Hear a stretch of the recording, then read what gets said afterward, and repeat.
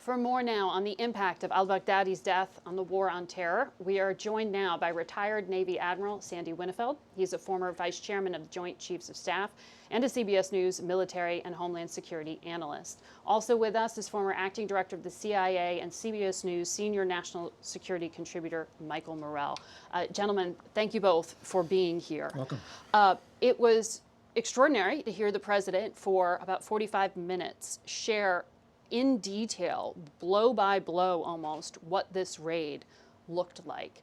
Mike, I want to know from you what stood out, and is it dangerous to have so much revealed?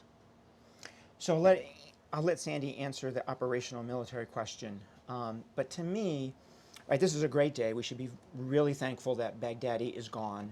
And clearly the intelligence community and the U.S. military did an amazing job, and the president made exactly the right decision. And the president thanked Gina Haspel, the CIA Absolutely. director. And I think we'll learn more in the days ahead about what the intelligence was and how we got it, and we'll thank even more people. Bothered me a little bit some of what the president did in providing detail about taking back to the United States pieces of Baghdadi's body. It bothered me a little bit hearing the president talk about some of that Syrian oil being ours, right? Because that's what inspires some extremists. You know, the oil comments, Margaret, really validate, at least it sounds to people like it validates 40 to 50 years of conspiracy theories about what American foreign policy is all about, right? And it's not. So a great day, but I think the president could have handled the press conference a little bit better. And Margaret, we do these operations all the time. The difference this one is, of course, the prominence of the target. And you're always worried about operational security. We rarely have a problem before the raid from people working in the White House or elsewhere because they know what the stakes are. They don't want anybody to get hurt. But after the raid, there's usually a race to the microphone because people want others to know that they had a hand in it and that sort of thing. The Obama administration was harshly criticized for oversharing after the death of And so you want to be very careful with that. And there are operational details that we protect, sensitive techniques and that sort of thing. Notwithstanding what Michael just said, I think from the operational side, I didn't really see anything that the president said that was of concern to me. There was a lot of other things he could have said that might have been problematic. Well, I want to play a soundbite from some of what he shared when he addressed the nation from the diplomatic room earlier today. We were in the compound for approximately 2 hours. And after the mission was accomplished, we took highly sensitive material and information from the raid, much having to do with ISIS, origins, future plans, things that we very much want. Mike, what are you looking for in that trove? You're first looking for current plots, right? Is there anything that they're plotting today against any Western target or any target in Iraq and Syria that we need to move to defend against? That's the first thing you're looking for.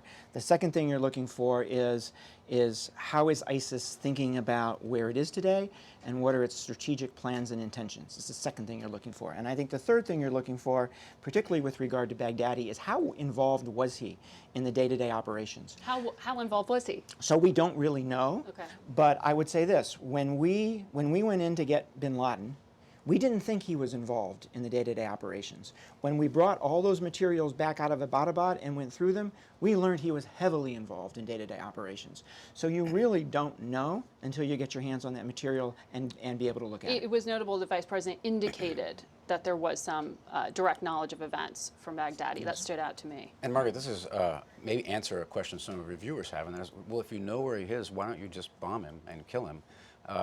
Instead, we put people at risk to go on the ground, first of all, because we'd like to capture them if we can, but also this is a real treasure trove, and it'll tell you not only about what Michael said, but their networks, how they get their finances, how they communicate with each other. It's all very important at both a strategic, operational, and tactical level to get that sensitive site exploitation. Now, the president said these were U.S. Special Forces. David Martin reported it was led by Delta Force in particular, but the president thanked a number of different countries. He repeatedly thanked Russia. He thanked Turkey for allowing use of its airspace. He also said that there was some Kurdish help as well. Did his detail and who he thanked stand out to you? Was that sort of standard? Actually, one of the complexities of these operations is that they do involve other countries. For example, if you're going to rescue a hostage and that hostage has somebody with them who's from another country, you want to consult with that country. There are overflight rights, there are basing rights, and a number of other considerations. So I think it was actually appropriate in the wake of the operation for him to thank some of those people. Some of those are characters we don't necessarily like very much. So that was a little concerning, but it was well done, I thought. The Kurdish thank you stood out to me because it suggested to me that that's perhaps where the intelligence came from. You had on this program before said you were concerned about losing some of that intelligence that might be getting shared. The president also said in his remarks that he planned or wanted to release some video of those last few moments of Baghdadi's life that he repeatedly characterized, called him a dog, whimpering, crying. He wanted ISIS's followers to see him like that. Margaret, this is Would you piling advise on. this? This is piling on. The one part of the president's remarks that did bother me was this continual piling on of humiliation. A little bit of that is appropriate, but you're sending a signal to some of his followers around the world that could cause them to lash out possibly more harshly in the wake of this. You don't want a locker room kind of feel to this, right? And that was the one thing we worked really hard on after the bin Laden raid, is don't make those kind of statements because it does inspire other people. You said specifically body parts stood out to you in terms of how the president described how they were handled. Can you describe or explain what you mean by that in terms of some of So I think it's how all this right. I think it's all will right to resonate? say. I think it's all right to say that we used, DNA matching to figure out that it was him, but to actually talk about body parts and actually bringing them back with us, right, so that we have them here with us, I think is going too far. And one of the things, Margaret, that this fight is all about is religious freedom.